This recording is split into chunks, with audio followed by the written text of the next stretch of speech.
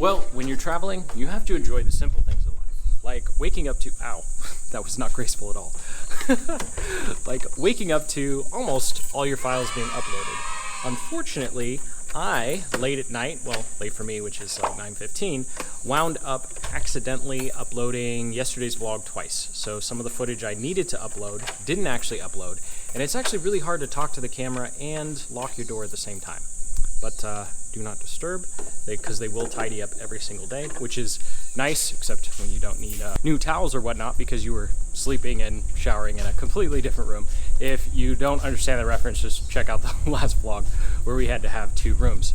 So I've been here for about 4 days now, and I would definitely recommend it as a great location if you were looking for a place to just get away from it all and focus on a big project that doesn't involve steady internet. Because unfortunately, my Gomo doesn't work here, which is my backup mobile internet. And then Globe works kind of on and off, which is pretty much just like T-Mobile or AT&T or Verizon equivalent here. And the hotel Wi-Fi is actually better than what I experienced in Boracay. Of course, the only problem is when you can't use your own cellular connection, which is what I like to do, then you have to use a VPN to protect all your stuff. No, I don't have a clever way of selling you a VPN service. I really like ExpressVPN, and I've heard good things about WeVPN, and I've used TourGuard in the past. There's no links in the description because I don't care. You just have to make sure your VPN doesn't do any sort of logging, and you're good to go. Although that was more information than you needed. So about this particular place, being able to sit up there in the restaurant and just work for a couple hours, obviously it gets super, super hot. You're gonna have to change twice a day. Like that's, I'm just gonna tell it to you straight. It gets really, really hot, and I should go this way and squint because the last vlog, the sun was just totally messing up the shot. So let's go over here. And the only downside I see, apart from the slower internet of coming to Bohol and getting some work done, I'm at Amarita. I wouldn't recommend Henan because it's so busy. If you like busy, you like a lot of people, then that's definitely your scene. I'm one of those people who likes to be more of a hermit, so I like that there's hardly anyone here. And because of quarantine regulations, there are only 12 rooms occupied in the entire hotel right now. So there's just like nobody here. But the one downside, while I'm rambling, is the beach is really, really small. And unless it's low tide, there's pretty much no beach. And you can't run on the beach either. It's actually slanted, so it will just completely destroy your knees. I went for one run the first day, and I messed up my knees like halfway through. It's only a mile long. It's about a mile long beach because it took me about 6.5, 7 minutes to run. So that's kind of how I gauge how long something is. And it's really hard to compare the water here versus Boracay. I mean, Boracay's beach just blows it out of the water. But in terms of the serenity of just going someplace to relax and work and have a nice quiet place to look out on the view, quiet is not something you're going to get in Boracay, then this is definitely the place. So speaking of quiet, it's time for breakfast and then getting some work done. I haven't checked base camp yet, so you never know. I'm planning on doing more goal setting and project planning, but we'll see what base camp tells me.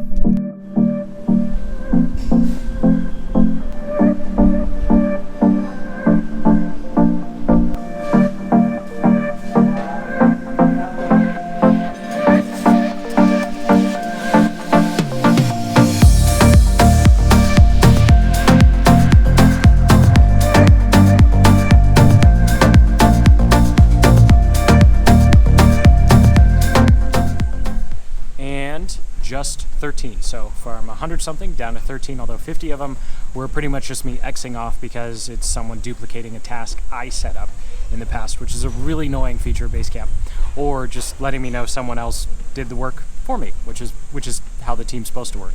But what was really just ridiculous and infuriating, sometimes you just have to laugh at this, is I finally got an email from SiteGround, the hosting service I used to use, letting me know that there was malicious software on our server and that they were essentially going to shut us down, which is ridiculous because it's been 3.5 months since our site has been hacked and we had problems.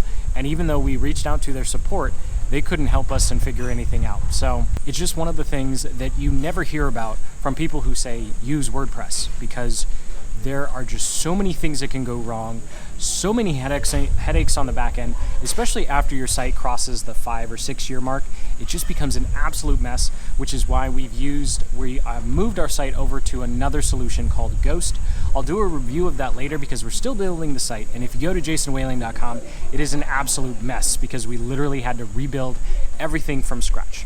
So now that our old host has officially turned everything off, even though we've also canceled that hosting and now they're turning things off, and the Basecamp notifications are back to a manageable level at 13, I can get back to project planning for the next quarter.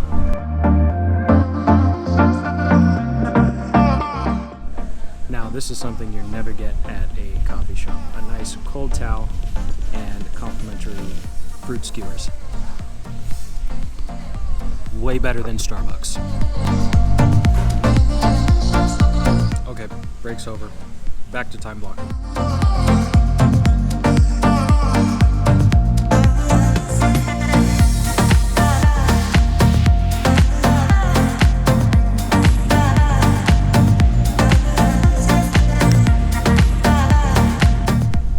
And a few hours and one pizza later, I am 1/4 of the way through our project plan for the next quarter. And one of the reasons that going through this is so helpful is because you realize when you have to hire new people. Because what I figured out looking at our new content schedule, one of the new channels that we're going to do, I want to do 5 videos a week and then 3 videos on this channel here. And I just realized, well, that is a lot for one person to be editing. And because I have time cards, I go back and I look at how long things took in the past, and lo and behold, there's no way one video editor has enough time to do 5 content videos a week, because if you've seen any of our longer tutorials like Google Tag Manager or Google Ads, no, those are pretty much the 2 longest. Those are the 2 longest ones, which is why I keep talking about them. We'll get a Facebook ads one out eventually. But looking back, there's just no way one person can do all of that. So moral of the story is when you set goals, go ahead and make sure that you break down all of the big tasks and then go through whatever you have in the past to figure out an estimate of how long things take. Another example of that was email copywriting. Figured out that we can't actually write as many emails as I want, because then the poor copywriter would have to work like 30 hours a week in addition to the other job that she's already doing for us. So it is actually starting to get really, really hot out here. So time to go back to the unit, blast that free AC, and just keep project planning. What's up? Paparazzi. When's your next movie? When's your next video? When are you going to post? Get away from me! Much better. And thanks to the power of AC, I'm done sweating my butt off and just finishing up a bunch of comments. So I finally caught up after almost a week of just playing catch up. And something that I do, the reason it takes me so long is I'll actually reply to the newest comments first, because if I'm more than 24 hours late with a comment, they're probably not going to come back and look at it anyway. So most of it, I guess, is just vanity and me being able to say, hey, I replied every single comment, even though I'm 5 to 6 days late. At least I replied. But something that constantly comes up in those comments is questions about how our ads perform. Specifically, I get questions when you're running YouTube ads or Google ads, like what's my cost per customer going to be? What's my average cost per subscriber is going to be? And of course the answer is it depends, right? Because it always depends on the creative, the niche or industry, and then of course the actual targeting settings being used, right? A $50 CPA or cost per conversion or action for a lawyer is going to be fantastic. If we're talking about watches or toys, that's going to be terrible, right? And specifically with YouTube ads, I don't share it in those videos, and I share it in these vlogs when we do run experiments, because it is really easy for people to watch a tutorial, they'll see a result, and as an example, a good cost per subscriber for us is anywhere from 30 to 70 cents. I think that's pretty dang good when you're running YouTube discovery ads to people who've never seen you before off one video. I think that's a really good kind of benchmark to go for. And I don't mind sharing it with you, but when we're going through a tutorial and there's not a lot of context and they're seeing me for the first time, a lot of people are going to be disappointed because it's very hard to get 25 to 30 cent subscribers right out of the gate, right? And those numbers I told you, it took me months to get to that. Now, of course, I can point to vlogs where it started at over $1 and it went to 76, and then eventually we got it down to 30 something, which is where it's at now because YouTube ad costs kind of have this floor and we haven't been able to go lower. But that's not important. The point is, that's the main reason I actually don't share specific numbers in those types of tutorials, because there are a lot of beginners that watch it, and it's just going to be really demoralizing if someone says in a tutorial you should be getting X results and then you get A results and you're like, how am I so far away? Just like the opposite end. So with anything that you're watching or any tutorials that you're watching, just keep in mind that especially if you're watching a marketing tutorial and they're talking about numbers, it normally is a result of months, if not really long time. I said months. I was almost said years. It's not true. After years, it's a completely different game. Things change pretty fast. But after either weeks or months, it takes a while to get really good cost per subscribers and get really good cost per conversions. And of course, it always depends upon your copy, your targeting, and of course, how much you can afford to spend per customer. So with that disclaimer out of the way and sharing that 30 to 70 cents is a good kind of range to shoot for with subscribers on a discovery ad, completely new, completely cold audience, remarketing, you're going to be way closer to that 30 mark. It's time to hit the gym. And I lucked out, have the gym to myself. So it's a very basic gym setup. Over here we have the machines, the treadmill or elliptical if you don't want to go outside because it's just so hot outside. Unless you go really early in the morning, and close up of my face you didn't need to see, along with the dumbbells, and of course for the flexible people, yoga and whatever else goes on over there. And yes, I'm one of those weird people who brought a tripod with them to the gym. So if you're interested in the types of workouts I like to do, I'm by no means a fitness expert. I am a fitness geek. I would highly recommend Body by Science by Doug McGuff, and then the Body Fat Breakthrough by insert this name here. And essentially doing 1 to 2 strength training sessions a week, going super slow, is really all you need to stay in shape and actually start to improve. So what I'll do is I will start in a negative position of whatever exercise I'm doing, do a 15-second down and up and then down again, and then I'll go 8 to 12 reps. And the whole point is to just maximize the time under tension to tear as many muscle fibers as possible, and then just not do anything for the rest of the week. Because when you do this correctly, and it took me quite a while, I've actually been doing this since 2017, although if you've been watching the vlog long enough, you know I gained a ton of weight, so you could tell when I stopped working out. But it took a while for me to get used to it because it is a crazy burn compared to the usual just 1, 2, 3, 1, 2, 3, 1, 2, 3, 1, 2, 3. I'm starting to ramble, and you probably don't watch this vlog for exercise advice, but those 2 books I highly recommend if you want to get in shape or you're just looking for something that's going to help you increase your gains without increasing the time in the gym. Because I literally work out once a week, and over the past 9 months, I've lost an embarrassing amount of weight, so I won't say the number, but I've lost quite a bit working out once a week, and of course, 90% of it's what you eat anyway. It's pretty much all like macros and don't eat bad stuff, but I digress. Time for me to work out. And my second superset is curls and then tricep push downs. And curls, for some reason, has always been my least favorite one because I've never actually played a sport where I needed my biceps. So I just do it for the heck of it, but least favorite one. Least favorite one. Okay, here we go.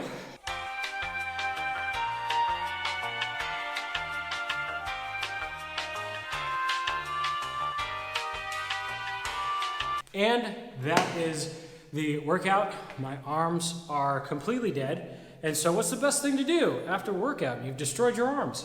Go for a swim. Well, probably not. It would probably be like a sauna or jumping in a cold bath. but the pool has such a great view, and because it's after 4 o'clock, I'm not going to burn like a crisp. So let's go ahead, jump in.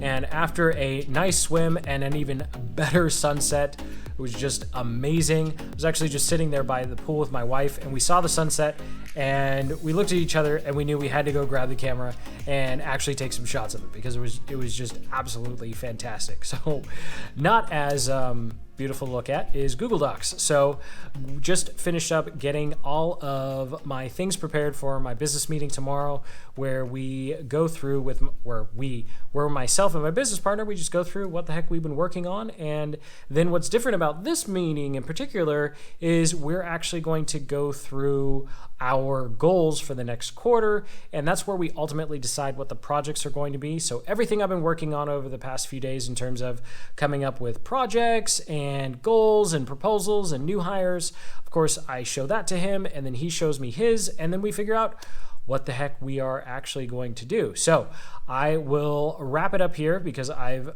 just finished up all my meeting notes, so I show up and look like I know what I'm doing.